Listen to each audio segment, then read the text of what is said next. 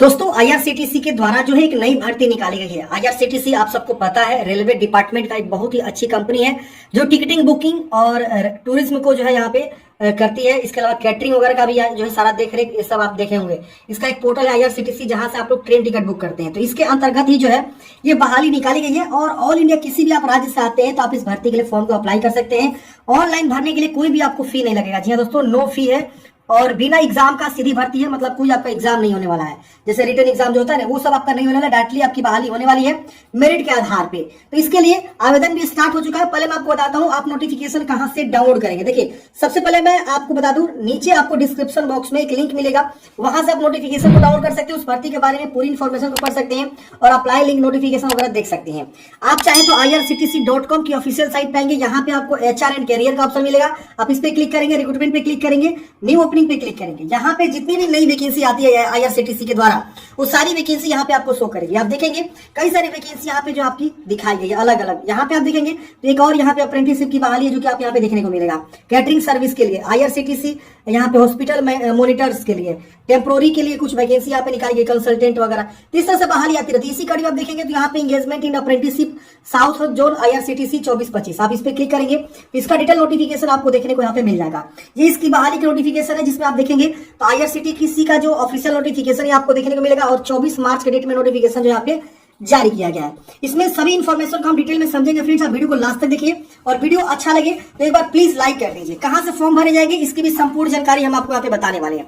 यहाँ लिखा गया आईआरसीटीसी साउथ जोन, यानी आईआरसीटीसी का जो साउथ जोन है वो जो है एप्लीकेशन यहाँ पे इन्वाइट कर रहा है एंगेजमेंट के लिए, अप्रेंटिसशिप के लिए, जिसमें आपको बोला गया कि ये जो है एक तरह के अप्रेंटिसशिप ट्रेनिंग वैकेंसी है। मतलब इसमें आपको ट्रेनिंग जो है प्रोवाइड करी जाती है।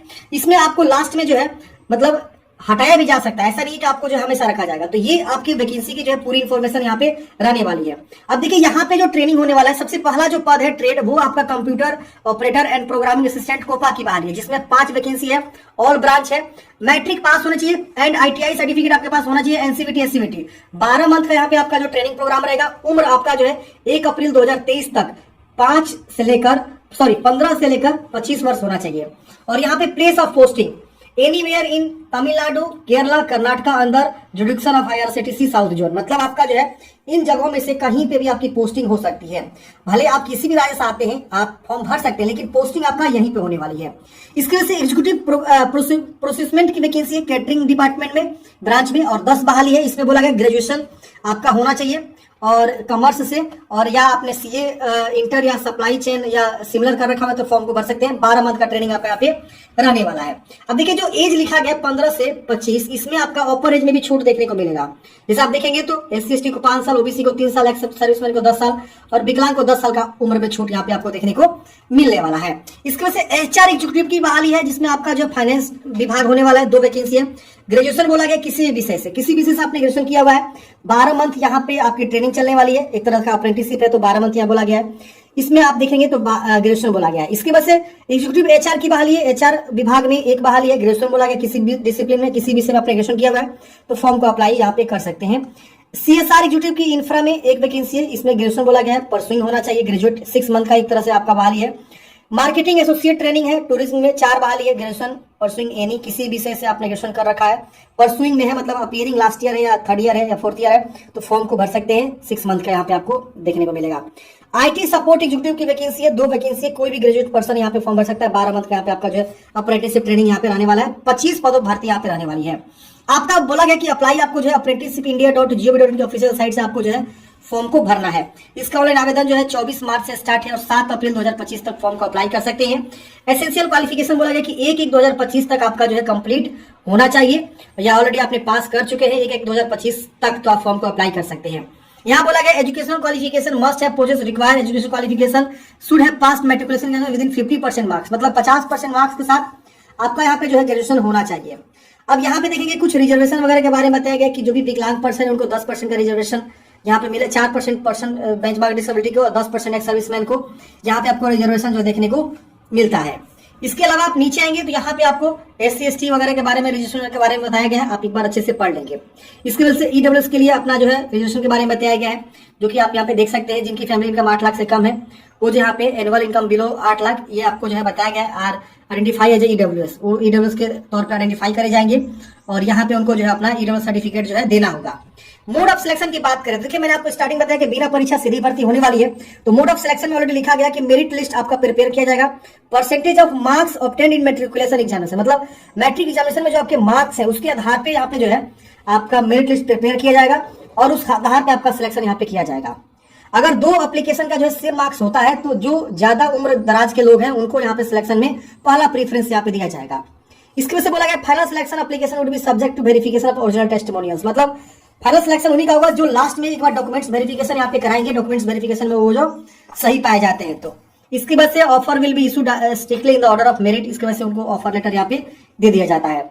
अब बताया गया ट्रेनिंग एंड पीरियड, यहाँ पे स्टाइपेंड क्या मिलेगा, सैलरी क्या मिलेगा। देखिए मैंने आपको स्टार्टिंग बताया कि अप्रेंटिसशिप की बहाली है, तो अप्रेंटिसशिप में क्या होता है कि आपको एक जो है सर्टेन अमाउंट दिया जाता है जिसको हम लोग स्टाइपेंड बोलते हैं।